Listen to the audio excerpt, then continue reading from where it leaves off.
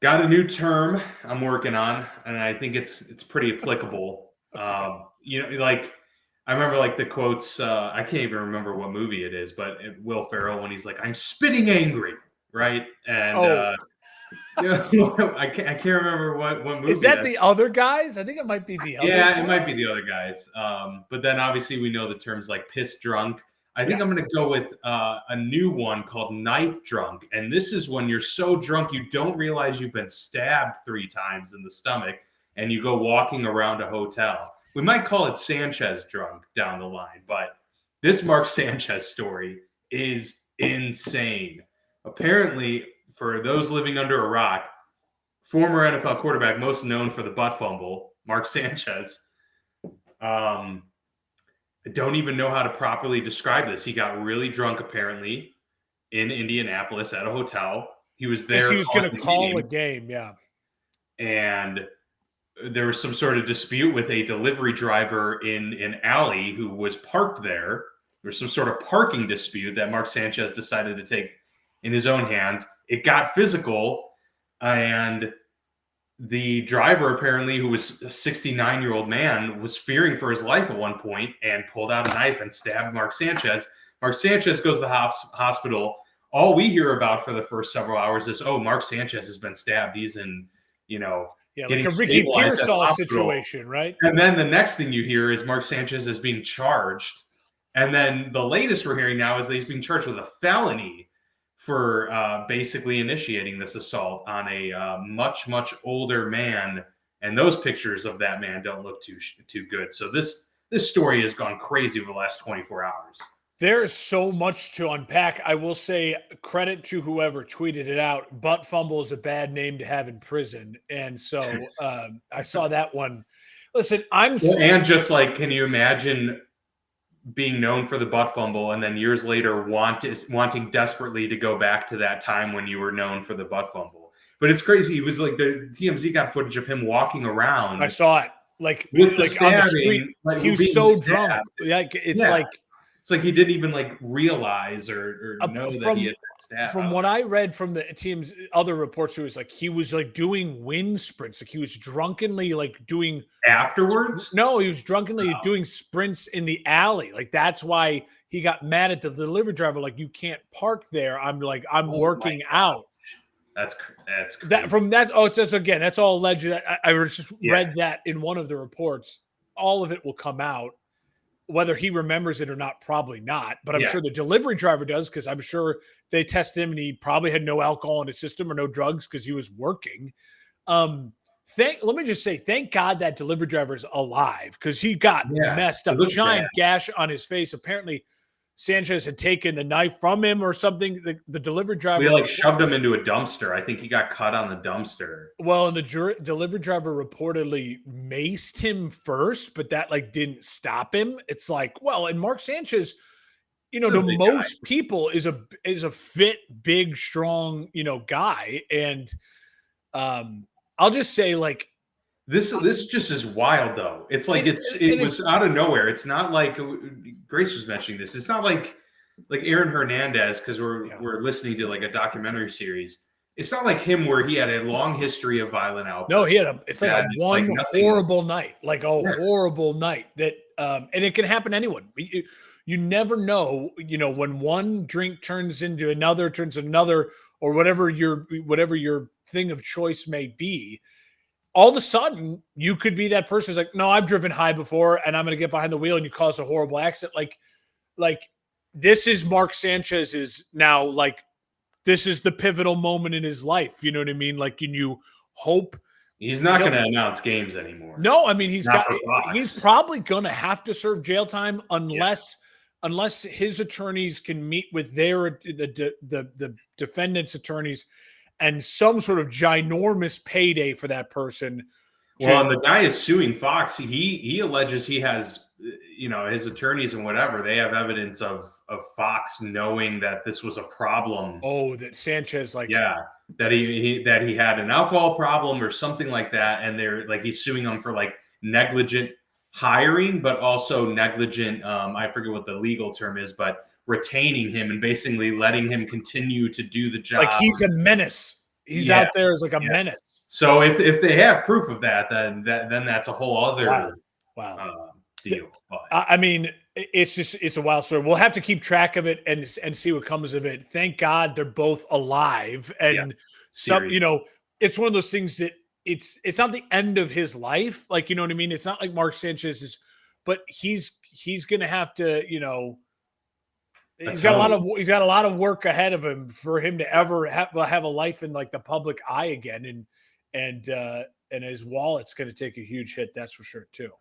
Yeah, this was the headline that kind of capped off a pretty crazy week in the NFL in general. Tons of upsets, special teams kind of like blunders. Undefeateds no more. Undefeateds no more undefeateds.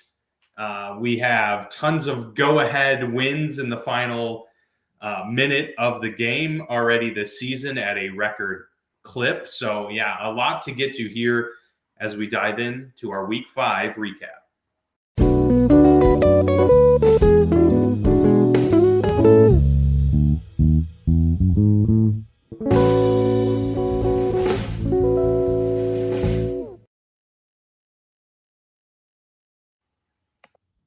All right, and we are back here on the Football Lounge with Mark and Dan, part of the For Frequency Sake podcast network. You can go to forfantasysakeqc.com to check out all the shows there. We'll start, as we always do, with Thursday Night Football here as we recap Week 5. And Mark, we were treated to an interesting game to kind of kick things off for Week 5 in the NFL season. But before we get into TNF, I did want to bring up that stat because it is pretty fascinating. Adam Schefter tweeting out that after Monday Night Football, 17 games this season have had a go-ahead score in the final minute of regulation. That's the most through 5 weeks since the 1970 merger. And it really does kind of feel like this season has gotten off to a little bit of an anomalous start, doesn't it?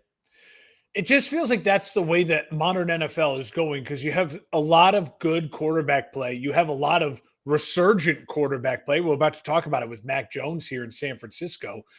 And defenses are struggling. I mean, the modern NFL is an offensive league, but point to me like a defense right now that you feel confident in is like a really fantastic unit, a unit that's carrying their team. Maybe Houston, like Houston's got a good start to this season.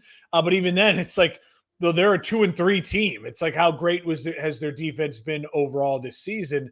It's been a wild one. I wouldn't change it for anything. We start with overtime and Thursday Night Football. Yeah. We get overtime throughout the weekend in another spot in big games. And Dan, my thing is like so much of these games are coming down to like kickers and big kicks, and the haves and the have-nots in the kicker world is a real thing right now. Yeah. I've never seen so much disparity between the great kickers in the league and the, bottom feeders, if you will. It's really hard to find consistent great kickers in the NFL. And on top of it, just special teams in general. I mean, we've had, the Eagles like ended their game with a field goal block return touchdown. And we've had punt return, kick return touchdowns. Those are all way up since the Bears blocked a kick for a win. Yeah. So a lot of kind of wild situations, different ways to score, and a different emphasis in Harrison Butker's kick out of bounds last night. That was crucial. It was very, crucial. Very critical. Yep. Brutal. All right, let's get back to Thursday Night Football. 49ers beat the Los Angeles Rams. Kind of a stunner there, especially with how shorthanded the 49ers were. 26-23, the final in overtime. Both quarterbacks were really good. Matthew Stafford obviously is phenomenal, and he continued that. No interceptions in this game, over 350 yards passing, 3 touchdowns. But Mac Jones on the flip side, he almost had 350 yards passing, a couple touchdowns as well. Kendrick Bourne coming through huge. The backup tight end still without George Kittle coming up big. Tonjes with another touchdown. And the 49ers have just found ways to win They're 3-0 on the road this season, Mark, and they're quietly 4-1. They're one of those teams where we haven't been talking about them a whole lot this season and weren't really expecting a whole lot once we, heard the news of the George Kittle going down and, of course, Brock Purdy being out for an extended period of time. And they've been able to weather the storm and beat a really good Los Angeles Rams team here. Huge win for the 49ers. Well, I think it's what's so unique about week 5 is that the game that started week 5 is the game that ended week 5. The teams that lost, I thought, are the better teams, and they played better football overall. But the problem is, and we'll talk about it when we get to Monday Night Football at the end of this episode in about an hour from now. We'll start with it now. The Rams had 2 crucial fumbles, Stafford's fumble and Williams' fumble. Those were the killers. That was the difference in the game, truthfully.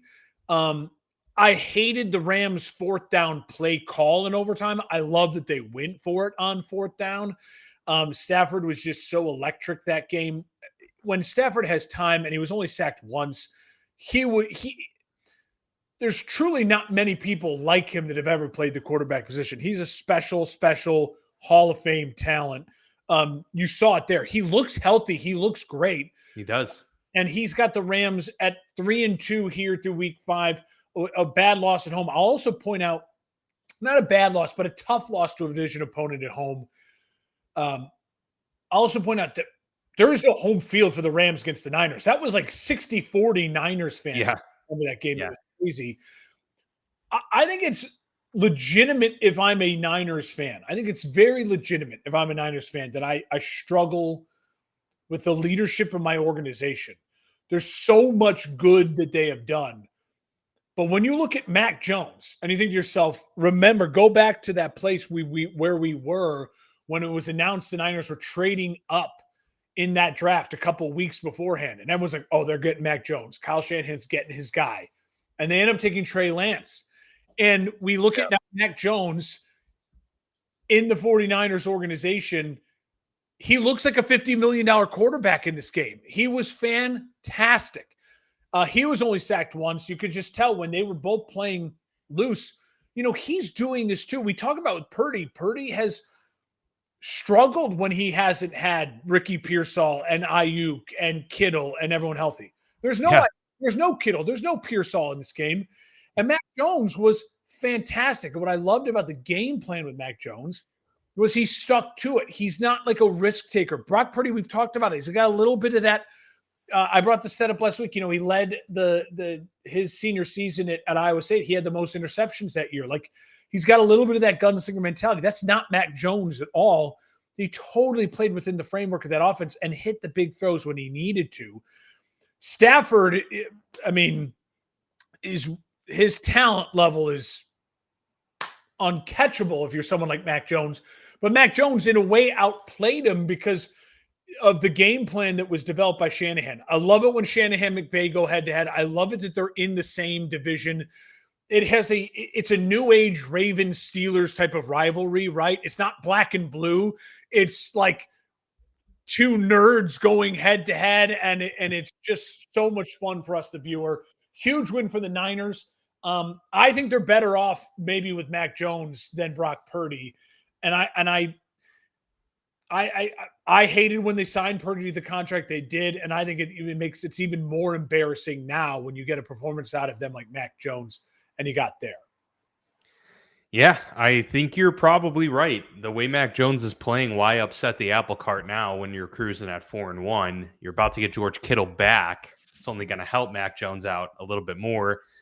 But you are kind of stuck with kind of what you've decided to pay Brock Purdy. Obviously, I'm sure there are ways that they can get out of it after about another year, but they just paid him. So it's kind of a dicey situation. Now, it's a good problem to have in that you got Mac Jones and you feel good about him and you got him for relatively he's not going anywhere.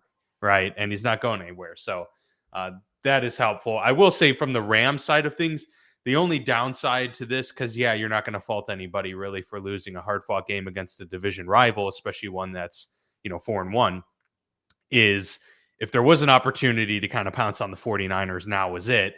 You're going to go to San Francisco in about 4 weeks with likely a fully healthy cast at that point, and that's going to be a little bit tougher. The Rams' schedule is pretty workable. Like, I'm not at all concerned about the Rams, but the 49ers are now in the driver's seat for the division, and if they continue to play the way they've been playing, and Robert Saleh, what he's been able to do with that defense, despite them having injuries themselves, the 49ers might be the team to beat in this division by the end of the season. And that's, not something I think either of us expected with how well that the Rams, finished the season last year. Yeah. Next up for the Niners, they're at 4-1 Tampa. And then next up for the Rams, they're at 1-4 Baltimore. So big that opportunity. That Niners Tampa game is going to be really, really huge. No question. All right, let's go across the pond. Back-to-back international games for the Minnesota Vikings. 21-17 win over the Cleveland Browns. Almost lost this one. The Browns were winning for a healthy portion of this game. But Carson Wentz and company stormed back and get that touchdown to Jordan Addison to secure the 21-17 victory. But the headline, of course, was Dillon Gabriel starting this game for the Browns. And he played pretty good, Mark. I mean, we're not going to say he, lit the world on fire or anything like that, but 2 touchdowns. He didn't make any critical mistakes and was fairly efficient. Yeah. I mean, my early impression with Dillon Gabriel is it looked a little bit like Tua. I mean, it's that he's in that world, right? Where you're like, okay, he can be a professional quarterback, undersized, lefty, but accurate, moved well. But he's not going to burn you like a Lamar Jackson or a Jaden Daniels. He seems like a guy like in the right system with the right support, like we just talked about with the Mac Jones, or we'll talk about with a lot of these guys, that I could see them being a really quality quarterback in the NFL. I will say what I thought was a crucial part of this game, the Vikings opened up the third with an 8-play, 71-yard touchdown drive to go up 14-10, right? Okay, yeah. So they're down at half. They're a little bit like, what's going on here? Gabriel's playing well. Judkins is carrying the ball and running it really, really well. Njoku's having himself a nice day. And it's like, okay, are we going to really go to London as the Vikings end up leaving their 0-2? You come out, you have a really great drive. But the Browns then, and this is to me where it's like, okay, you now see something from Dillon Gabriel, right? You see with Stefanski, a professional offensive mind where you're like, hey, if you just give me someone who works with the system, we can be effective. They immediately answered that Browns with a 13-play, 69-yard, 8-minute touchdown drive with a nice touchdown pass to Njoku at the end of that drive. So then they reclaimed their lead 17-14. Now, shout out to Carson Wentz and the Vikings for doing what they had to do to get that win. Wentz got a little beat up at the end of the game. It feels like now they're going to go back to JJ. They come back to him to the U.S. They're on a bye, I believe. Yep. Them and the Texans, and you say, hey, let's probably go back to JJ. We need to weather this storm, and they're 3-2. Good for them. For the Browns at 1-4, there's still things I liked. I mean, now we see the big news. They trade Joe Flacco, so Flacco's gone. He's in division. He's going to be in Cincinnati. Yeah, they're leaning into these rookie quarterbacks. They're going to lean into him, and Dillon Gabriel's got the keys, and he's got confidence right now. They went for it on 4th down 3 times. They were 3 for 3 on 4th down. That's impressive with a rookie quarterback. I don't care if they ran the ball 3 times and got it 3 times. It's still impressive with a rookie quarterback. Operationally, you got to get the call in. You got to get the snap off in time. And for the coach to believe in the quarterback, but also just goes to show you this Browns team, they look at this year, they're smart. They're a smart organization for understanding who they are right now and being like, this isn't our year. So let's make this year something. And what you can do with that is push your young quarterback to the limits, be aggressive, try to steal some football games. That's what it felt like they were doing with this game. I don't know how to properly rate the Vikings because, again, it's JJ's team, but we haven't really seen JJ yet this year. So I feel like this next couple weeks we'll have an understanding of kind of where the Vikings are in the hierarchy of the NFC.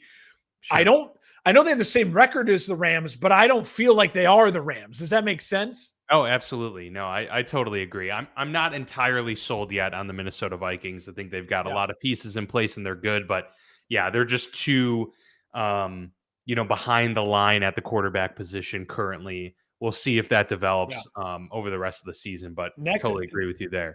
next up for the I came at a good Browns. time. Yeah, next up for the Browns, the Steelers at the Steelers, and then the Vikings have a bye, and then they're home against the Eagles. Yep. Would have been brutal to end the international trip 0-2. So that was a good win for Yeah. the Minnesota Vikings to salvage that going into their bye week. The Indianapolis Colts absolutely rout the Vegas Raiders. The Raiders are the worst team in the NFL. I honestly kind of like feel like that right now. Okay. Next to the Tennessee Titans. Okay, yeah, I take that back. The The Titans are the worst Jets. team. But I think the Saints are better. I think the Giants are playing better football even than the Las Vegas Raiders. It's brutal out there. And Geno Smith, I need to check actually who is leading the league in interceptions now because Jake Browning had 3 of his own this week, Oh but yeah, Geno came into the week with 9. him and Jake, and he had 2 more. Yeah, so Geno Smith was absolutely brutal. The Raiders entirely just absent in this game, and the Colts continue to roll. Daniel Jones was operating on a different level once again, and of course, Jonathan Taylor doing what he does he's best. So such a the stud. Colts are real, man. They're real. Jonathan Taylor to me is legitimately in the MVP discussion. I have another 2 people I want to mention for the MVP discussion later on in this show, but he had 3 touchdowns in this game and was really, really a tone setter. They didn't need them much. They got short fields because of a lot of turnovers. No Brock Bowers for the Raiders. The Raiders were actually up 3-0 at the end of the first. And then the Colts in the second quarter, touchdown for the next 3 drives. Vegas, their next drives, block punt, interception, missed field goal, and all of a sudden it was 20-3 at the half. Yeah. So that missed field goal was really bad too, and by a usually reliable kicker. So yeah. Remember how, I don't know if you do remember this, I went on a rant at the end of last year about Laiatu, the second round defensive end out of Utah, I believe, the first round pick from the Colts. And I did it mainly because everyone's like, well, the Bears need to draft him. You got to get someone who can rush the passer. And he had a kind of a rough rookie campaign as far as rushing the passer. He had a giant game. He had a giant game-changing interception. The Colts were up 14-3. The Raiders were driving inside the red zone. This is that second drive of the second quarter for the Raiders. He tipped it. He intercepted it. And really, it was over from there. Daniel Jones, great throw to Pittman on the touchdown drive. Moving right, throws back to his left. Really, really nice. I'll just say this. Really good. I'll just say this about the Raiders. We talked a lot about this offseason about how, listen, Tom Brady is now at the helm and the brain trust of Tom Brady. We talked a lot about they're so smart to go just get Pete Carroll and Chip Kelly and just stabilize. That's what the word, literally. They're going to be solid. They're going to be competitive. They're going to be stable. They're none of those things. No. I don't know if it's because of just Geno or what's really going on. They can't stop a nosebleed. They just seem like one of those teams that lacks a ton of talent. I don't know if they're better or worse than the Jets. I will say this, at least the Jets in garbage time put up points late. Like they put up, the Jets are the kings of garbage time right now. Geno and the Raiders can't even do that. Like they can't even put up points in garbage time. 9 interceptions does lead the NFL. Jake Browning is second with 8. And then finally, I'll just say this. In the power ranking of the restart their career guys, I have Baker 1, Darnold 2, Daniel Jones 3, and then a distant fourth, Geno. And maybe it's unfair that Geno's on a slightly different timeline because it's like he was the first one to get the restart of his career to go well when he made the Pro Bowl with the Seahawks like 3 years ago. But now he's on another team. It just feels like whatever that magic that was where he was in that Baker and Darnold class, it feels like he's fallen out of it and Daniel Jones has replaced him. Yeah. Well, and here's I'm glad you brought this up because this is what I was thinking in relation to these career resurgent quarterbacks, because we talked about how that's something that is unique that's happened over the last several years. It is also interesting to note though that post resurgence, teams still let these guys go. The Vikings still said, "Nope, see ya, Darnold. We're okay with it. You had a great resurgent season." To me, that says something. It's a little telling. The Vikings make a little more sense because they had drafted JJ McCarthy. I understand that. Geno had a resurgence with Seattle, and they said, "We're happy to Going to let Darnold, you the other walk, and then we'll resurgence bring guy. Darnold in."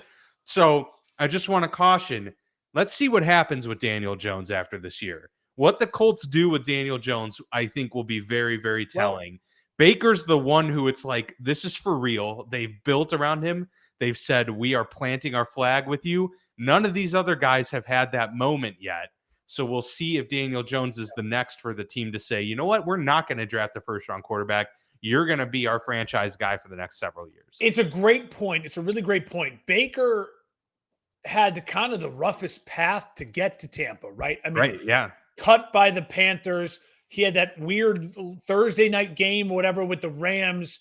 And then it was like the Bucks just gave him a chance and were ready to, it was all about Kyle Trask might start over him.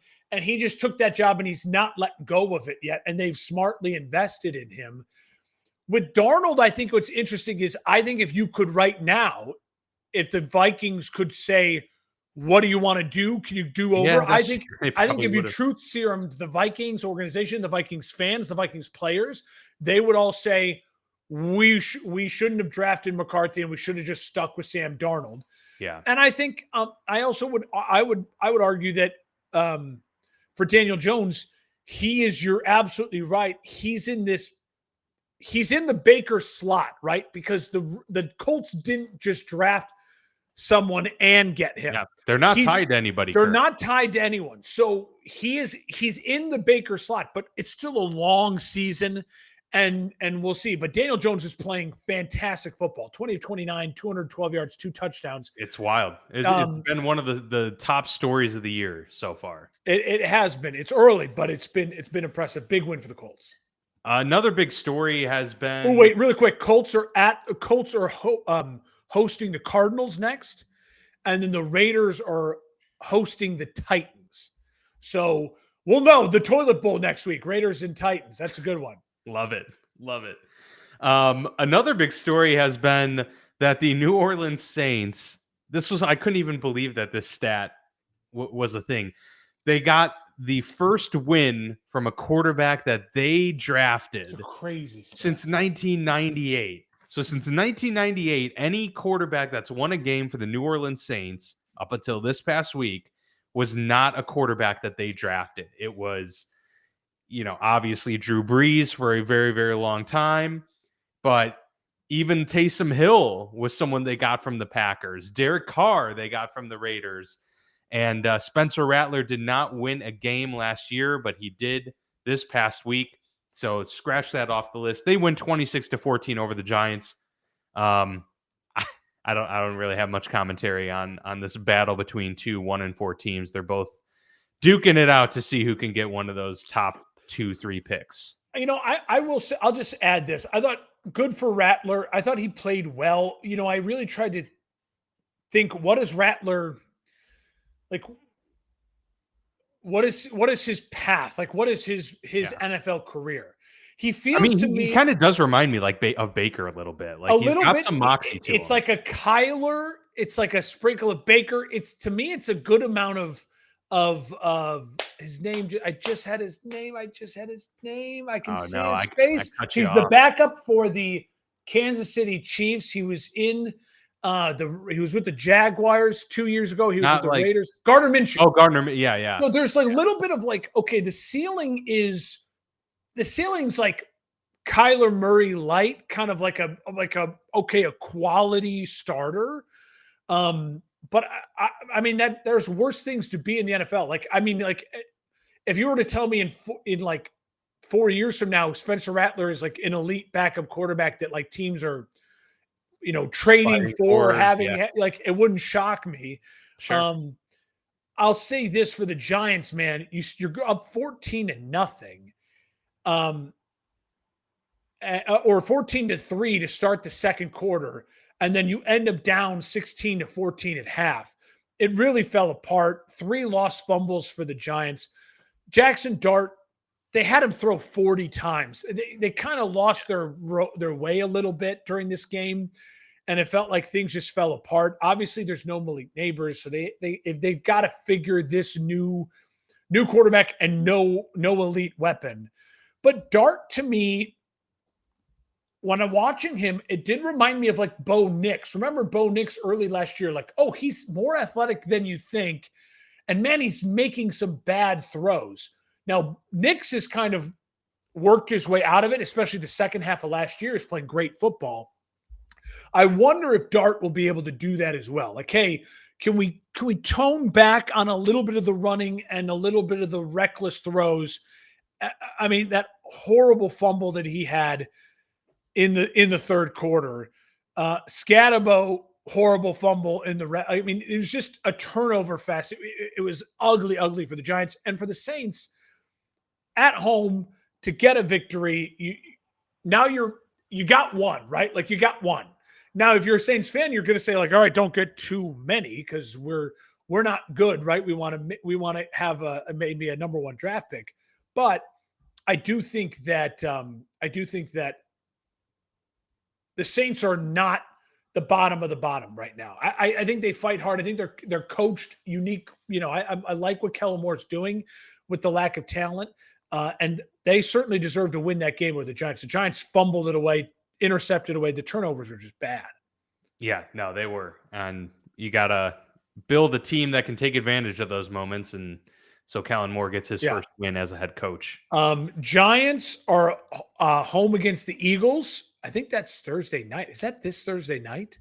And then Saints versus the Patriots. Okay. Well, both those teams will be 0-1 on the week.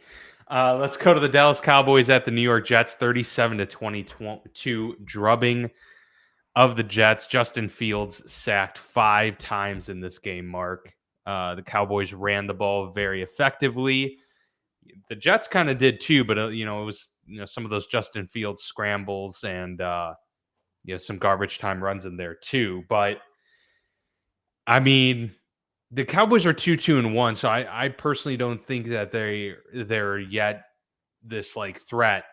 But I got to admit they're playing better than I anticipated coming into the season, and Dak is particularly 4 more passing touchdowns for him in this game and no interceptions. Listen, he's balling out. Like he's playing the best that we've seen him in a very long time. I don't really know. I mean, it's like 2 years ago. Remember, he's got this weird like injury, then plays really well, injury, then plays really well. And he's in the plays really well part of it. I don't know. Listen, there's no CeeDee Lamb. I don't know what the ceiling is, right? Like, I don't know what the ceiling is for this Cowboys team. But it does feel like a team now that after that tie and then getting this win, you're 2-1.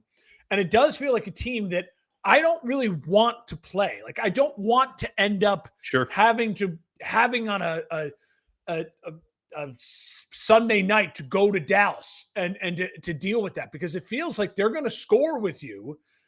And if they can get one stop, it might just be all they need. And when CeeDee comes back, we'll see how Pickens and everyone kind of slides in. Javonte Williams has been great, and I called him the worst running back in the league in the offseason. So they've really proved me wrong.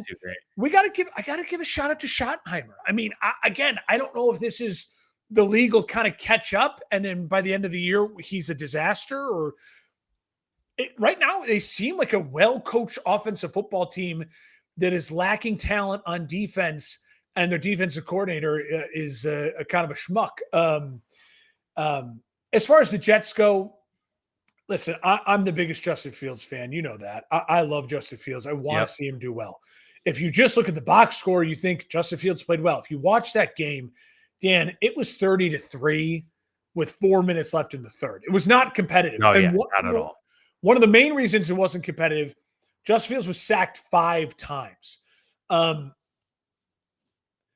This is What's not the a stat too, Mark? He is over when his defense gives up 17 or more points, I think it is. I mean, that's a wild. He's played enough games for that to be a important sample size. Yeah, and I think what that tells you. So what does that tell you? I think it's 2 things. Justin has never been one to really push the ball down the field consistently. Just like we're gonna go big plays. He's a lot of take what the defense gives you and then run the ball, which is it's not bad. But the problem is when he's not historically accurate either. So when you're dinking and dunking, in order to win dinking and dunking, you got to be completing 80%, right? And it's got to be like surgical, like Tom Brady was late in his career. It drives you insane.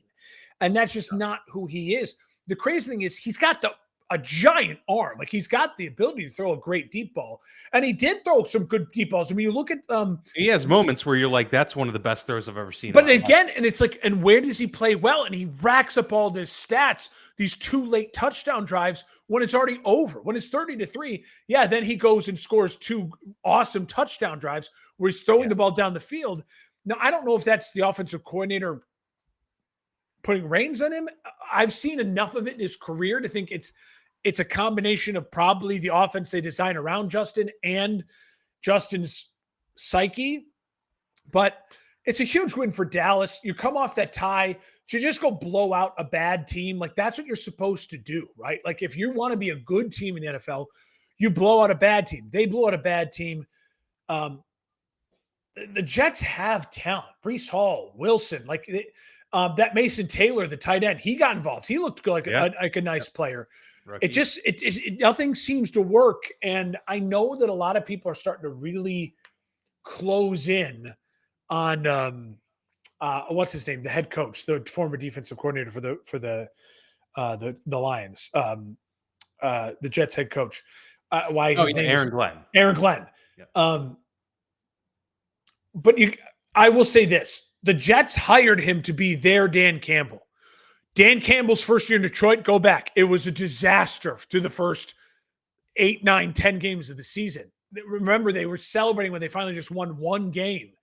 And then the culture just slowly took over. So I don't want to say that it would be wrong of them to fire him because it does look very, very bad.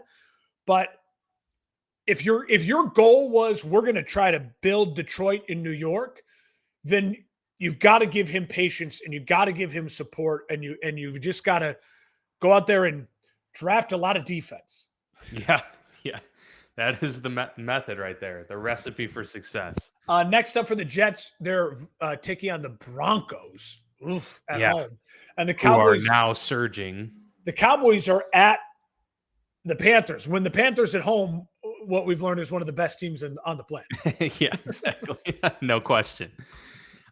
Speaking of the Broncos, they beat the Philadelphia Eagles, so that's a reason that we don't have any undefeated teams left. The Eagles and Bills both losing this past week. Broncos win 21-17. They were down by 14 points in this game and kind of rallied back to win it. Bo Nix looking good late in this game, but it was really, I think, the Broncos defense, Mark, that was really impressive. They got after Jalen Hurts, 6 sacks by the Broncos defense in this game. Saquon Barkley only had 6 carries. I mean, that's inexcusable.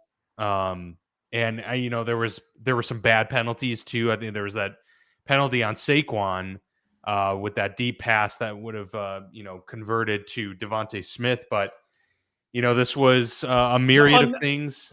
What's that? The unnecessary roughness hit on Vaughn late in the fourth. Yep. That is a really tough call. It's like that was bad. I don't know what to think totally of this game. It's another one that Philly led 17-3 after the first drive of the second quarter. And then they punted it 4 straight times. And if you watch the game, Philly was 0 for 0 on 4th down. What does that tell you? they're the tush push team. They are if it's 4th and short, 3rd and short, there's no chance. If they're not in 3rd and short, they're punting the ball a ton. Like this was so, and I go back to the fact that then, well, okay, why were they not in 3rd and short and 4th and short? Saquon Barkley had 6 carries. Yeah. Also, I listen. Jalen Hurts is a very good quarterback. We've talked about it ad nauseum. We both like Jalen Hurts a lot. There's a stat out there that's floating around. I think if he throws the ball 27 times or more, they're like 0 for their last 10 in those games, which is like an insane stat. It's something along those lines. He had 38 pass attempts, and Dan, he took 6 sacks. Again, your quarterback's not taking sacks if you're running the ball with the best running back in football, Saquon Barkley. It seemed like a team uncharacteristic. It seemed like a team that said, we have to get out there and show them that A.J. Brown and Devontae Smith, everyone's happy and hunky-dory. They had a 2.5-hour meeting, apparently, Saquon Barkley, A.J. Brown, and Jalen Hurts, to make sure everything was good. If you're meeting for that long, I don't care what happens at the end of the meeting. Nothing's good. Like, nothing's good. Yeah, yes. Doesn't bode well. And then A.J. Brown played defense on Devontae Smith on the Hail Mary attempt. It's like, what are you doing, A.J. Brown? I don't think A.J. Brown's a head case. I don't think he's Antonio Brown. I think he's there's some Terrell Owens where it's like he's kind of like almost like crazy eyes, like he's doing his own thing. Yeah. But T.O. then also was doing popcorn and Sharpie and all that. And A.J. Brown is not doing that, which is good. Listen, you like Nick Benito. He's a stud. 2.5 sacks this game. Leads the league. The Broncos had 12 penalties on 121 yards and still won on the road. Like, this game was a weird game. I don't know if the Broncos are a better team than Philly. On Sunday, they played the better game. Philly's got a great offensive line, a great weapons, great quarterback, great running back, great pieces on defense. I don't know. Yeah. I don't know. Good for Nix. I'll say this about Nix. I'm critical of Nix. He wasn't great in the first half. Much better in the second half. Really, really nice 3rd and 15 conversion late in the 4th. That led to the Ingram touchdown pass. He was great on that drive. The 2-point conversion, balls by Peyton and balls by Nix to get that done. So kudos to them. They went and stole that game. I love to see teams do more of that. I don't know if it's panic for Philly, but it's starting to really feel like Philly is the Philly of 2 years ago after they lost the Super Bowl when they were 10-1. There's a little sluggish. It feels weird. It feels weird. Disjointed, maybe. Eagles at the Giants, Broncos, Jets. So, yeah. And that's in London, Broncos, Jets. Okay. Oh, that's right. That's right. I forgot that they were the international game. The Panthers rally to get their second win of the season, 27-24 over the Miami Dolphins, who are now 1-4 markets. It's that precipitous fall that we've kind of projected coming into the season, and it's happening in front of our very eyes. Despite 3 touchdowns from Tua, they were no match for the fight of the Carolina Panthers. It was a nice rally. Rico Dowdle goes for over 200 yards rushing. The journeyman running back in relief of Chuba Hubbard. So looks like they're going to have a nice 2-headed backfield there for the rest of the season. But yeah, I mean, encouraging win for Carolina. Obviously, they're 2-3, and Miami. I don't know what more you can say at this point, Mark. It's the end is near for this regime. Have you ever seen the meme of Tiger Woods, and it's he's facing away from you, so it's his back, and the person he's talking to is John Daly, and John Daly's like smoking and like leaning, and it was like John Daly's the Panthers 2-3, Tiger Woods is the Chiefs 2-3. It's like 2-3 teams.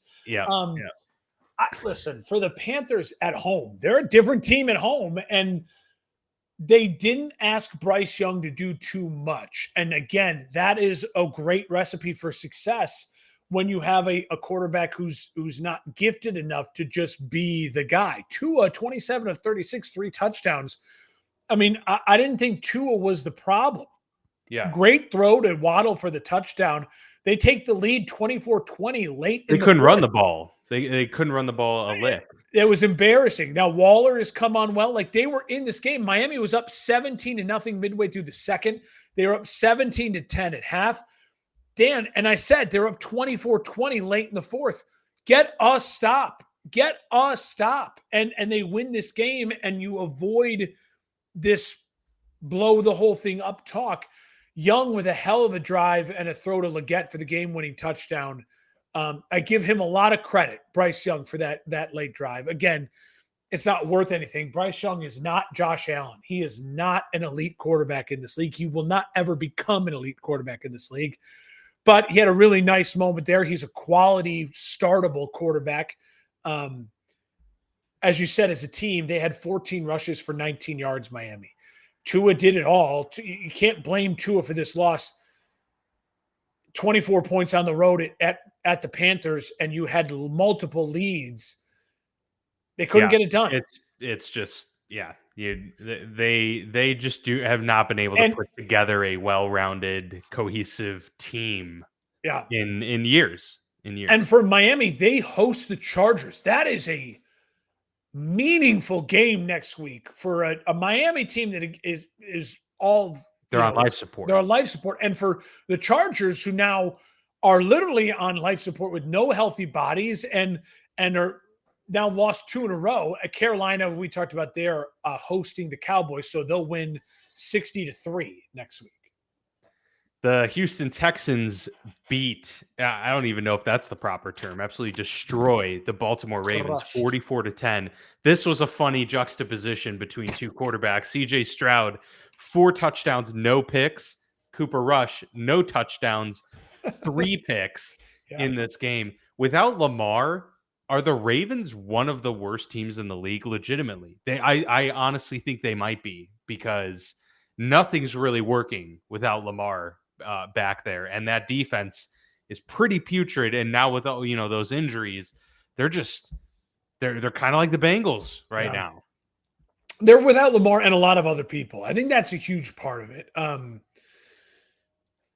This feels like the season, just like Barstool Big Cat's been saying it, and I think it just makes sense. It's the season from hell for the Ravens. Like, you're going to look back at this one and just go like, hey, everything went wrong. in the middle of winning the division multiple years in a row with an MVP quarterback who wins multiple MVPs. There was that year that he got injured, the team got injured, and they were too young in spots, too old in other spots. They definitely feel like that team, right? Like Green Bay and Seattle are the 2 youngest teams in the NFL. They feel young and energetic, and they feel like they make dumb mistakes to lose in football games or tie football games. The Ravens feel like, God, they're really old at spots, and then they're really young at spots. And so it's this horrible mix. I mean, Derrick Henry, I just didn't understand not just feeding him the rock. It was 7-3 Ravens after 1, and then 2 punts, and missed field goal in the second. They give up 2 touchdowns and a field goal, and it was over 24-3 at half. And they had the pick to start the third. It's like Cooper Rush just doesn't make sense as Lamar Jackson's backup either. Yeah. I didn't understand that. A Joe Flacco. That would have what kind of reunion would that have been? That would have been interesting to see. They just couldn't use someone. Lamar will be back. They could just use someone who could be mobile. That's true.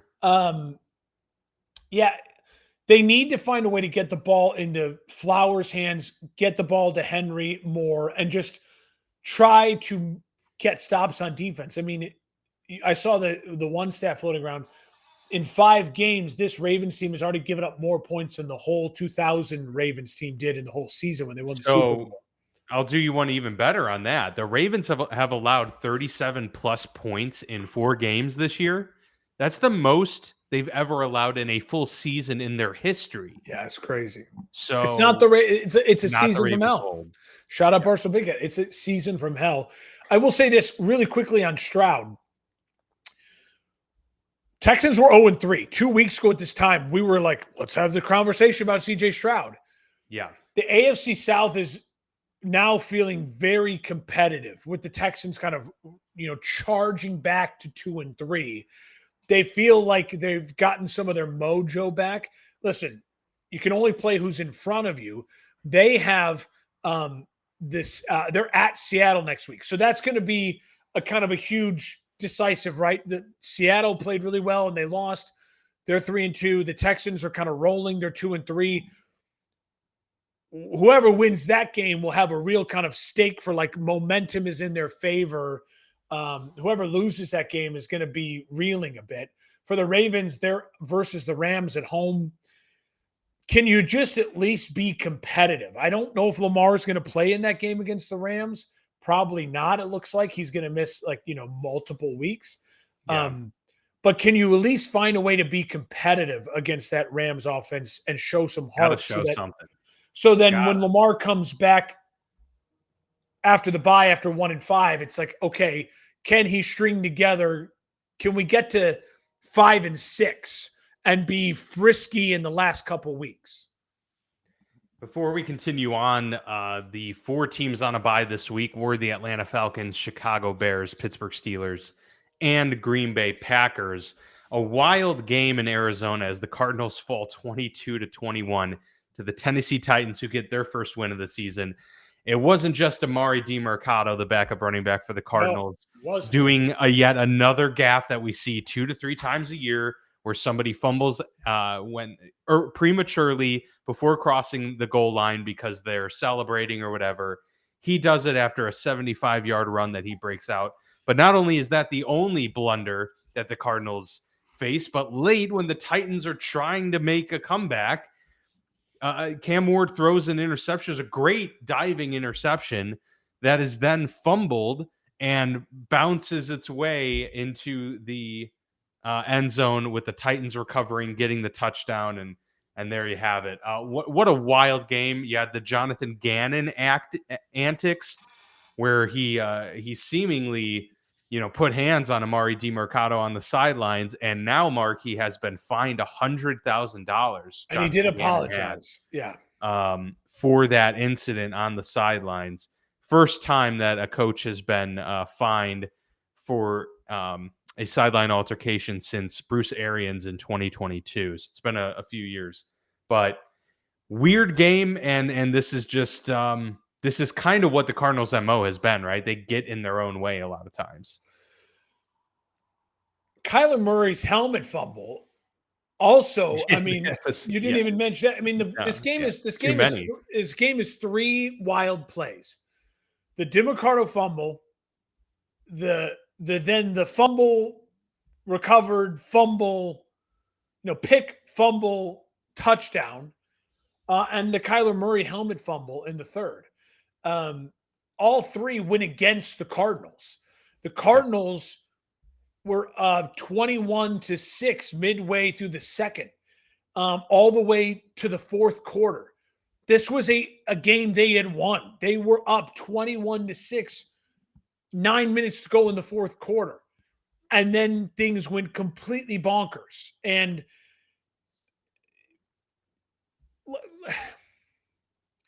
who do I put the blame on? Some of it's got to be on coaching, right? Like, did Gannon show the film of the Colts fumbling? Like does Gannon, the Kyler Murray fumble? Like, I don't know who the blame. Yeah, goes I mean, on, it's it's players not executing, and maybe there's a discipline apart. issue. Who knows? And what's crazy, Dan, is Arizona was, after the fumble that became the touchdown, Arizona was still up 21-19 late in the fourth. They go 6 plays, 15 yards punt. Like, that is unacceptable at home if you're Kyler Murray. Yeah. You've got to settle everything down. Be like, okay, we just 2 insane plays. We have the lead. We're at home. Let's put a 10-minute drive together, 8-minute drive together, and win this game and just be done. They just compound the issue. But instead, Cam Ward in this game had a 6-play, 80-yard touchdown drive with an incredible deep ball to Calvin Ridley. And he had an 11-play, 71-yard drive that took 1:53 off the clock with another great deep ball to Ridley. Him and Ridley are finding their connection to set up the game-winning field goal to win 22-21. Credit to Cam Ward for making the plays when he had the opportunity to, because they were dead in the water. This game nothing was happening for them. It got chaotic, and he took advantage of it, and he made the throws because he's a big physical presence with all the talent and is a confident kid that you could tell that team and those guys trust him and they rally around him. And on the other sideline, you have a small, checked out dude who has all the talent in the world, but can't make anything happen when his team needs him to. And I don't think his team believes in him very much. Arizona's at the Colts next week. That could be the death nail for the Arizona season. And the Titans are at the Raiders. We talked about two teams that both desperately kind of, want to keep the momentum going if those coaching staffs. So interesting games for both of them next week. How about an interesting game this week? The Tampa Bay Buccaneers versus the Seattle Seahawks, 38-35. Levante David coming up with the huge play of the game, an interception of Sam Darnold that leads to the eventual Bucks game winner late in this one. But what a wild game. These two quarterbacks played outstanding, but Baker made one less mistake, and Emeka Egbuka is quickly becoming a superstar. The rookie wide receiver, dominant in this game. What was the big thing that stood out for you? The Bucs and Seahawks game on Sunday was the first in NFL history where both QBs threw for 325 plus yards and completed 80% or more of their passes. Really? Wow. Dan, I'm so happy for both these guys. They're in great situations, and they both have stud number one wide receivers from Ohio State. Yeah. I know Egbuka is the story, 7 for 163 in the touchdown. Baker's deep bomb to Egbuka late in the third was utterly brilliant. It was awesome. Darnold making incredible throws to Jackson Smith and Jigba, and that really deep ball to Horton as well. Yeah, that sequence was amazing. It was like a Madden game. It reminded me of the Monday Night Football game between Goff and Mahomes years ago, where just like both teams were they're just trading blows. Yeah, and Dan, the funny thing was it was 13-7 at half, and then it just exploded. And the Bucs did this on the road, as far as you can travel from Tampa to Seattle, with no Mike Evans, no Bucky Irving, and they do that offensively. Baker Mayfield is in his third year in Tampa on his third offensive coordinator, and he's doing that. I mentioned it before. Jonathan Taylor's in the MVP discussion. Baker Mayfield is absolutely, to me, at the forefront of the MVP discussion right now through 5 weeks. 10 touchdowns, 1 pick for him. He's completing, it's phenomenal. Let's see here, 65% of his passes. It's phenomenal. And what I love about Baker right now is I don't know how long Baker can sustain this and be this guy. Because I don't think his body is Drew Brees in the sense where Drew Brees was undersized and lasted for that long. Baker's too kind of feisty and furious. And Baker takes shots. And he takes shots. And so I think Baker's probably only got another 5 years in his peak, right? Like in this to really capitalize. But if I'm the Bucs at the end of this season, I'm signing him to a 5-year deal, trying to get him at $200 million guaranteed for just $40 million a year, and be like, we're just going to roll with this energy, this presence. We may not win a Super Bowl over the next 5 years because there's Josh Allen, there's Patrick Mahomes, there's the Eagles loaded roster, there's all these other things, right? But it feels like with Egbuka and Baker and Irving and Tristan Wirfs, and then credit to Todd Bowles, a true professional head coach. They are going to be in it. They're going to be in it. They're going to be in it. And for Seattle, I got to mention as well, it was the 2 turnovers. Like that, they were in this game. Like they should have won this game. They were stride for stride. Walker the third, so good. Him and Charbonnet combined were fantastic today. Obviously, we mentioned Jackson Smith and Jigba. I want to point out AJ Bardner, the second-year, fourth-round tight end out of Michigan. He's come along. Sam Darnold has just made him pop. And so credit to Sam Darnold. He's in the spot he needs to be in. Baker's in the spot he needs to be in. They both have stud weapons. It was so much fun. There was one really cool game, exciting one for sure. I feel like there was another note I had that now I'm going to miss it. I wrote this question. Are Baker and Darnold both right now top 10 quarterbacks? Baker is playing. Darnold's probably close. I don't know. That would be tough though for me to say because I'm still going to throw Lamar in there. Even though he's been injured, right? Like he's kind of and Joe leave him out, and then you've got Herbert playing really well, and a lot of others. It's just, but I mean, he's close. It's an interesting. You wouldn't have said that preseason, necessarily. Although also, Baker, I probably would have said is like 10. Credit to the NFL and the Bucks and the Seahawks for leaning into the uniforms. For leaning into the graphics on the broadcast. Default uniforms, they're so good. They're so and we'll talk. good. And the Jags had the great throwbacks on this weekend. Yeah,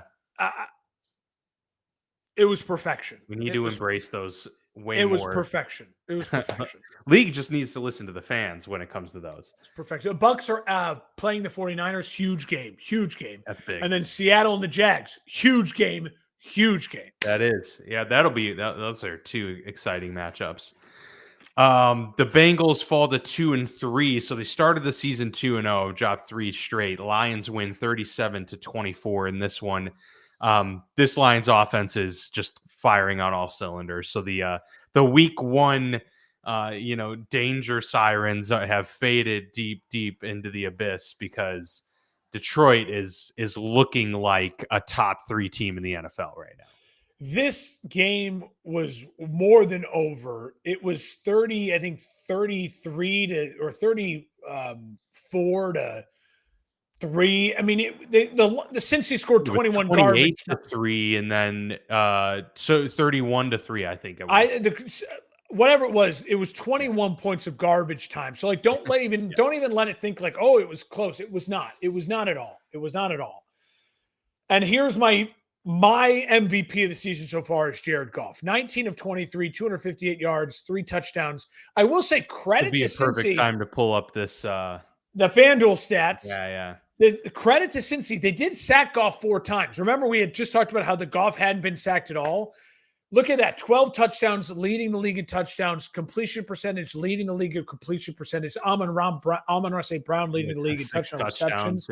Yeah. I mean, look at this list. It's most of the people in their categories are leading in multiple aspects of that category. Yeah. Jonathan Taylor, touchdowns and yards. Puka, receptions and yards. It's a select few that are really dominating. And Goff is also top 10 in yards at 1,800. That's more than a lot of big names. 75% completion percentage, Mark. That is so good for someone leading in being that close in yards and leading in touchdowns to also have the efficiency to boot. And only 2 interceptions, right? So it's like, 12 touchdowns, 2 interceptions. Listen, Dan, after week 1 and the preseason, it was like, holy crap, the Lions are back to what they were before Ben Johnson. But since then, the Lions have scored 52 points, 38 points, 34 points, 37 points. Like Ben Johnson, who? Like, yeah, this is a team that, unlike Philadelphia, that needs great coordinators. I think this is a team that has great talent and a great leader. The best culture setter leader in the NFL. Yeah. And they're completely all bought in. And so I don't know. Yeah, I'm seeing less trick plays. I'm seeing less flash from the Lions offense. But what I'm also seeing is Montgomery throwing a touchdown pass, which was fun. I'm seeing Gibbs, be involved in a myriad of ways. I'm seeing St. Brown and Laporta absolutely wide open and dominate like they've been the past couple of years. Listen, for the Lions, next week they're at Kansas City on Sunday Night Football. Let's go. That's going to be a must-watch. For the Lions are 4-1. They can afford to lose that game, but if the Lions go in there and knock Kansas City, well, that'd be a huge red flag now for Kansas City at that point, too. And if the Lions look good against that Kansas City defense as well, then listen, I hate doing so for the For Fantasy sake, guys, we do the power rankings. I hated it this week. I was like, I don't know what to do. Too. I don't know what to do. I felt like there weren't enough spots to be top 10. It was ugly. And you're like, well, I think the Eagles are still better than the Broncos, but the Broncos just beat the Eagles. So it's like, yeah. I hate it. I hate doing it this early in the year because you just don't really still know all the answers yet.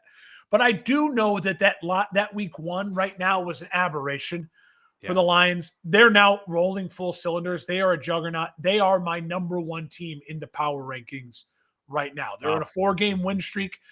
They have the longest win streak in the NFL right now. And they are doing so by looking like the Lions of old, even though they lost the brain dump of their 2 coordinators. Well, they've built this team themselves. A lot of these guys are now used to playing with each other. Detroit didn't build this from making huge signings outside of their building, other than obviously Goff years ago.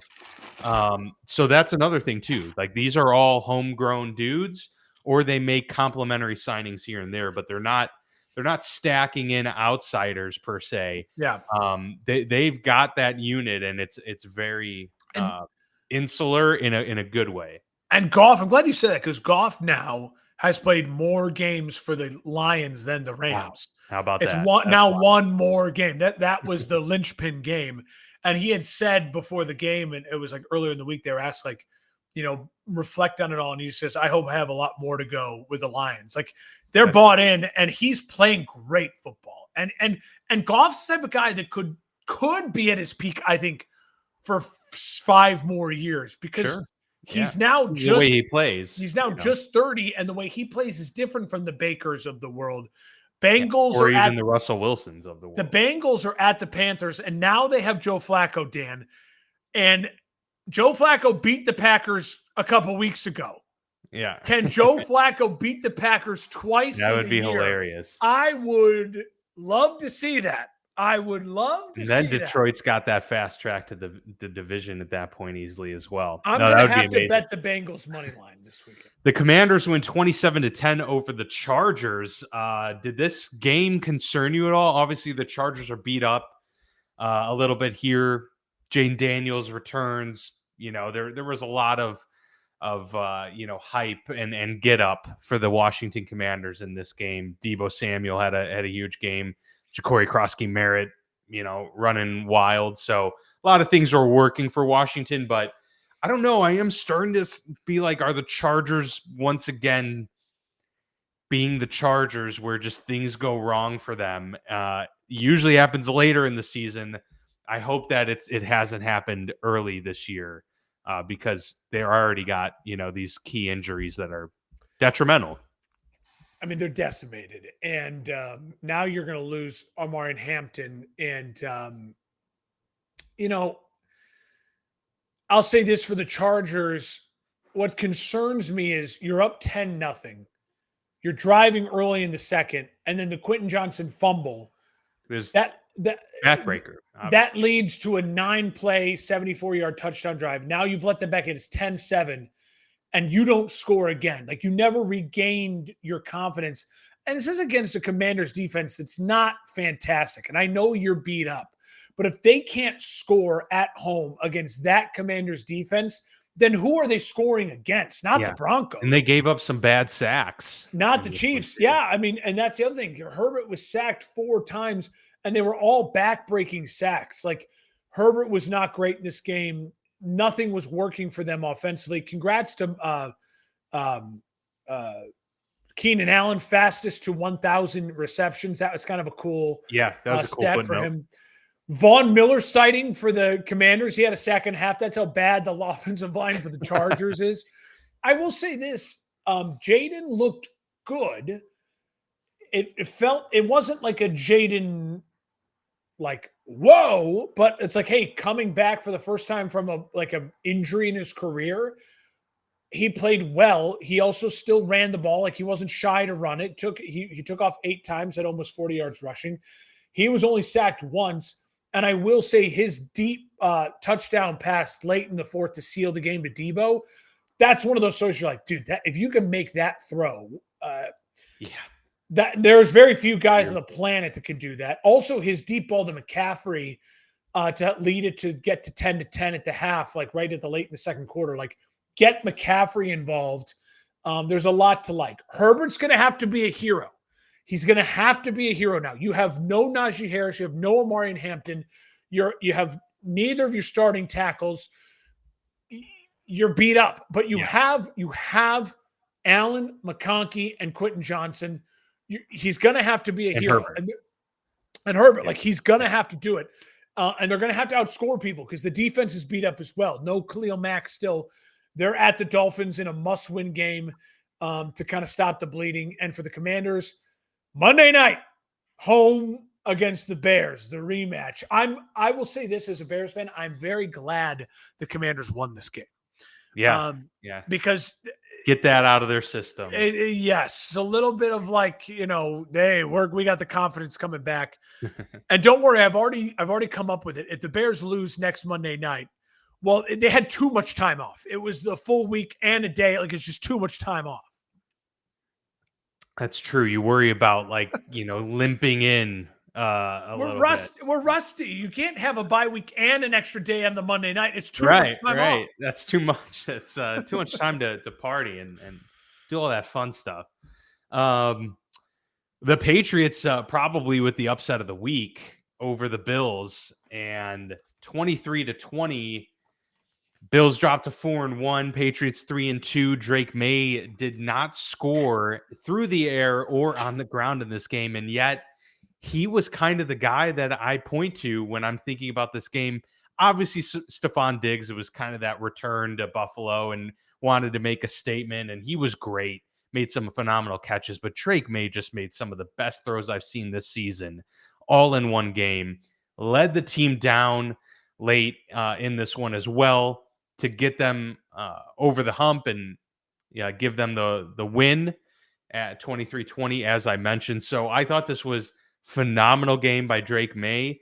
And I also thought the Bills, they couldn't run the football. They didn't run the ball very well. Josh Allen was the leading rusher with 53 yards. And that kind of tells the story for you right there. Third quarter, Bills are down 13-10. Allen throws the pick in the red zone. It was ugly. It was forced to Shakir. Yeah. That led then to an 11-play, 90-yard touchdown drive for Drake May and the Patriots. Now they're up 20-10. Allen responded really well. 8-play, 74-yard touchdown drive, 2017. But May, he just couldn't miss. Like, and everything for May, what was so impressive was like, it was always, he was rolling out to his right, rolling out to his left, on the move, processing, looking at half of the field and finding Diggs and building that connection with Diggs. It was really fantastic. Now, May was sacked 4 times. The Bills were able to get after him. Yeah. Allen, obviously, as you mentioned, he can't be the leading rusher. Like, you paid Cook. You've got to find a way to run the football. 15 carries for 49 yards is not good enough. It's not getting it done. But still no issues. I mean, we've talked, like, the Patriots are legit, right? And Kincaid, the Kincaid connection is great, right? Like, Allen's he's got weapons. It just felt like it was a statement game for the Patriots, and they felt like they were more prepared for the football game. They felt like the better coached team. And it felt a little bit like Allen didn't have answers and he was kind of looking for help, and no one was there to like give him the lifeline. And I that's think we're why starting to realize like not having a true number one wide receiver is problematic here for Buffalo. Like one day he's got to have the go-to that he can trust every time. I think it's not only that. I was saying it was more like the coaching, right? Like, where's the answers? Like how do we get the run game going? How do we respond? I'll say that get the run game going. I'll say, I mean, we're at the point now with one of the reasons why this NFL season is so close and electric, as we've been talking about. You have 4 guys from the 2024 NFL draft class quarterbacks that look like legitimately they're going to be their team starter for this contract and another contract. Mm-hmm. Penix's arrow is pointing up. Bo Nix's arrow is pointing up. Drake May is arriving and the arrow is pointing up. Caleb Williams, the arrow is pointing up. He's arriving. And obviously Jane Daniels. We'll wait to see with McCarthy. But Dan, one of the reasons why there's such good offensive play in the NFL right now is, well, look at this. The Patriots found their quarterback. And again, it's so maddening if you're Miami, if you're these teams that drafted the Bryce Youngs, if you're the teams that are with the Dylan Gabriels, because you look at Drake May and you go, yeah, that's a fucking guy. He's 6'5", big giant arm, mobile, calm in the pocket, scrambles enough. Like, what are you supposed to do with that? Like, he's the guy.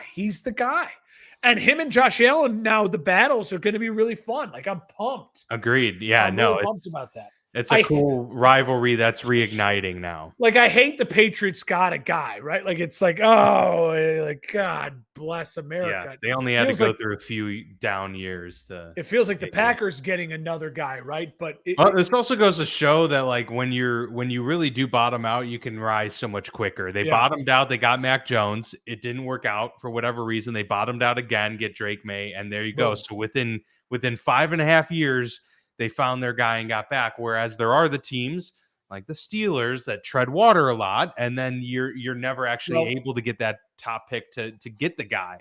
And it's another to me win for the teams that don't just panic and go to the veteran quarterback, right? Right. You see that. The Steelers, we drafted Kenny Pickett. Didn't work. Panic, veteran quarterback, Russell Wilson, veteran quarterback, Aaron Rodgers. The one thing I always, when people make fun of me for Trubisky and then Fields and then Caleb's, kind of up and down rookie season, is like, oh, dude, he's just going to draft another quarterback. It's going to stink. It's like, yeah, that's what you should be doing. I would hate it if the Bears panicked and then they threw $150 million to Kirk Cousins, like the Atlanta Falcons did, right? And now they're stuck with that contract and a good young rookie quarterback. Like, they made a mistake, right? Like, just keep drafting. You'll find the guy. Keep drafting. Don't panic and pay Tua $250 million. Just keep drafting. Pats, they have New Orleans next. They're 3-2. They have New Orleans next, and then Tennessee and the Browns. 6-2 is on the horizon for the New England Patriots. The Bills are at Atlanta. Oh, there you go. All right, wrapping things up with Monday Night Football, 31-28 victory for the Jacksonville Jaguars over the Kansas City Chiefs. Jacksonville, another sneaky team at 4-1, 3-0 at home. Kansas City falls to 2-3. A lot of interesting things here. I thought Trevor Lawrence showed a lot in this game, Mark, despite it not be, it's not going to pop out of the box score at all. And that final drive was a little clunky, but I actually thought it was very telling. This was the first where I was like, in a while, where I've seen Trevor kind of bring the fire to the field in key moments. And that final drive was really indicative. He had a really nice scramble, and then the next play tries to scramble and gets sacked, a bad sack. What does he do? He responds with a laser phenomenal throw down the sideline. And then what happens after that? More adversity, and then stumbles, near the goal line, trips up, gets back up and finds a way to get in the end zone and put the team in front late in this game. I thought that was really special stuff to see from Jacksonville and from Trevor in particular. And then on the flip side, you know, I don't know what more you can say. I just feel like this Pacheco Kareem Hunt thing isn't enough for what Kansas City needs right now. Again, Patrick Mahomes is the leading rusher for this team. That's just, it can't be the recipe for success. In 2024, last year, the Chiefs were 10-0 in 7-point games. And remember, we kind of talked a lot about it. We're like, man, they're just finding ways to win games. Then you're like, well, is that because, you know, good teams find a way to win good games? I guess so. They're 15-1, like blah, blah, blah. Like they're 15-2. Like they're going to the Super Bowl. This year, they're 0-3 in games 7 points or less. I think a large part of that is their defense today. I mean, they couldn't get the stops when they needed to. Obviously, Mahomes put them in a bad spot to go down 21. The interception return with Lloyd, the 99-yard touchdown return. Yeah. They were leading, and then you give that up. And all of a sudden, it's like they're right back in the game. But Kansas City at one point in time was leading in this game 14-0, 21-14, and 28-24, and they lost. That is very, very, very uncharacteristic of the Kansas City Chiefs of the last 6 years that we've come to know. Also, Dan, Kansas City Chiefs, they had time. They had 1:45 left, to go win the game, and they couldn't do it. Or not 1:45 left. They had what? How many seconds left at the end of the game? At the very end of the game? Yeah. It was only like 20 something seconds. Oh, I thought there was more time. But when yeah, Mahomes got the ball back. Yeah, no, they didn't have it didn't feel like, oh, Mahomes magic, they're going to get it done. Now, again, if I'm the Chiefs, I'm not panicking for two reasons. Why? The AFC West is kind of meandering through, right? The Chargers started hot, they've cooled off. The Broncos started cool, they've warmed up. You're kind of floating in the middle there. They're getting good. They're going to get Rashee Rice. That's going to be huge for them. I agree. They need to make calls on running backs. Like they need to go give up a second round pick, a third round pick for a guy. Like they need to go. They need to call the Jets and be like, listen, it's time to start the rebuild. We'll take Breece Hall here's a second rounder. You know what I mean? Like they need to go get a game changer.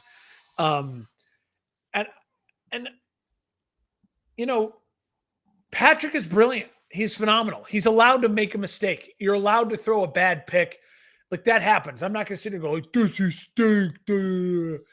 But he wasn't the Patrick they needed him to be to win this game that we've seen over the last 6 years.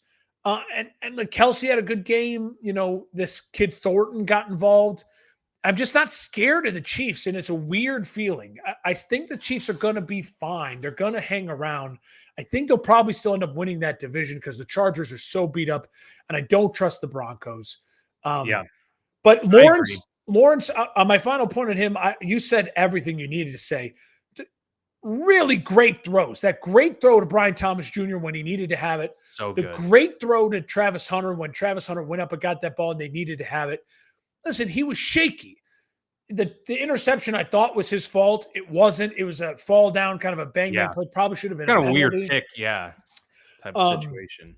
But he's not where he needs to be. He still feels like he's a rookie. Like you watch him and you're like it's so hard. Like it's hard. Fighting for it. It's hard. That's the best way to say it.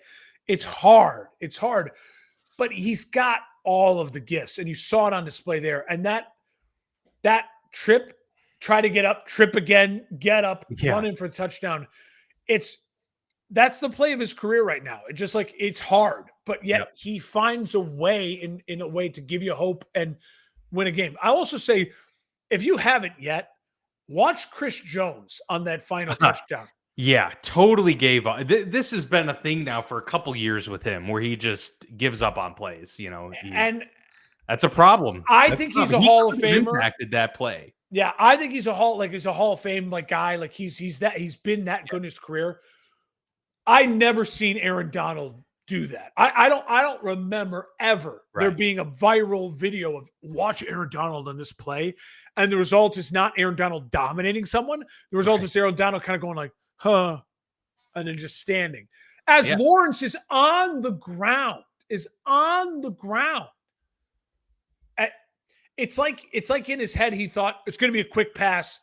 I'm gonna quick and then kind of like, maybe get my hands up, and then he didn't react to get back in the play at all. And if I'm Kansas City, if I'm Spags, if I'm Andy Reid, maybe that's what they also need. Like they need maybe tape like that to just be able to rip into their guys. And we'll see how Kansas City responds. They said they're home against Detroit. That's going to be probably the game of the week next weekend to like the must watch. There's a lot of great games next weekend. Dan, week 5 did not disappoint. It was a great week of football. Even though there were some lopsided blowouts, there was interesting things in each one of those games. And and there were upsets, and the AFC North is shaping up very good for the Steelers right now. But that's an interesting one to keep an eye on, and we'll see what happens with the Chiefs if they can. Really quickly, we don't talk Bears and Steelers on the bye. Like how do you feel? I feel pretty good because they play Cleveland and Cincinnati now in back-to-back weeks. Like that, I think there's a little bit of pressure with that too. Like Pittsburgh really needs to win those 2 games, put themselves at 5-1. I'm more concerned about Cleveland because their defense is so good that I'm like, anything can happen there. If they lose to the Bengals, that would be problematic. But we'll see. I mean, we'll see what happens with with how this shakes out, and if these teams start to, revert back to the mean a little bit. But I don't know. And we'll find out what Dylan Gabriel's made of too. But no, I think the Steelers really need to come out and assert themselves. Yeah, I agree. I think they're in a great spot. I think it's so disrespectful that they're not the betting favorites to win the AFC North. It's crazy. It's crazy. Yeah, that is kind of wild. I think they're playing fine football, and they're getting rest. And maybe Aaron Rodgers needed this rest early, this bye, in his old body. They're getting healthy at a good time. The Bears definitely needed the bye. I will say this, Dan. I'm so on edge about this Monday Night Football game. It's the scene of the death of the 2024 season, which in a lot of ways I keep telling myself it's a good thing because it led to Ben Johnson, it led to the culture change, but also if it's a bad loss again, like what happens? Like what happens to the psyche of that team? What happens to the psyche of the fan base, the franchise? If the Bears lose in a tragic fashion at Washington again this year and on Monday night, again, early in the season, it just feels like it's way too much deja vu. So I'm knocking on all the wood that they're going to be able to be fine and pull it through. I'm hoping the bye week really was able to get things straightened out for him. And I haven't had a coach since Lovie Smith who I felt like improved the team off a bye the way Andy Reid does. I expect Ben Johnson to improve the team off the bye. I'm not saying they have to win, but I expect that's what a real coach does. It gets them prepared off of the bye and ready to go off of a bye, not we got rest and we're throwing stuff at the wall. So it's gonna be a big week next weekend. Yeah, absolutely. Some really good matchups, and excited to see how our 2 teams come in off the bye. It starts with Eagles at the Giants on Thursday Night Football. And of course, full weekend of football after that. So we'll be back here next week, same place, same time. Like, subscribe, join us live next week as we recap week 6 in the NFL.